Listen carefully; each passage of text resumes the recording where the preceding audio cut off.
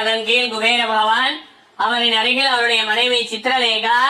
நமக்கு செல்வத்தை கொடுக்க வேண்டும் என்றால் மகாலட்சுமி தாயார் அருள் வேண்டும். வந்த செல்வத்தை தக்க வைக்க வேண்டும் என்றால் குபேர பகவான் அருள் வேண்டும். திருப்பதி வெங்கடாஜலபதி கல்யாணத்திற்கு கடன் கொடுத்து பாக்கியம் பெற்றவர் குபேர பகவான்.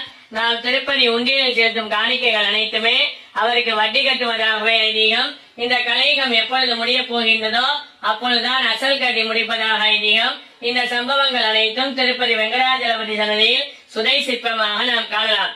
தற்பொழுது குபேர பூஜைக்கு அமர்ந்திருக்கும் பக்தர்கள் தங்களுடைய கோரிக்கை நினைத்து ஸ்ரீ குபேர பகவானை குபேர முதிரையின் மூலம் பிரார்த்தனை செய்து கொள்வது தங்களுடைய கோரிக்கைகளை நிறைவேற்றும். உலகம் முழுவதும் தியானத்தில் ஈடுபடும் பக்தர்கள் இந்த முத்திரைகளை அதிகமாக பயன்படுத்துகின்றார்கள். இந்த முத்திரைக்கு குபேர முத்திரை என்ற பெயர். தங்களுடைய கணேசி விரல் சுண்டு என்று அழைக்கப்படக்கூடிய தங்களுடைய கணேசி விரலையும் மோதிர விரலையும் உள்ளங்கைகளில் மடித்து வைத்துக் கொள்ள வேண்டும். பெருவிரல், ஆள்காட்டி விரல், நடுவிரல் இந்த 3 விரல்களையும் ஒன்றோடு ஒன்றை இணைத்து 2 கைகளிலும் முத்திரைகளை பிடித்து உள்ளங்கைகளை வான்நோக்கி இருக்குமாறு வைத்துக் கொள்ள வேண்டும்.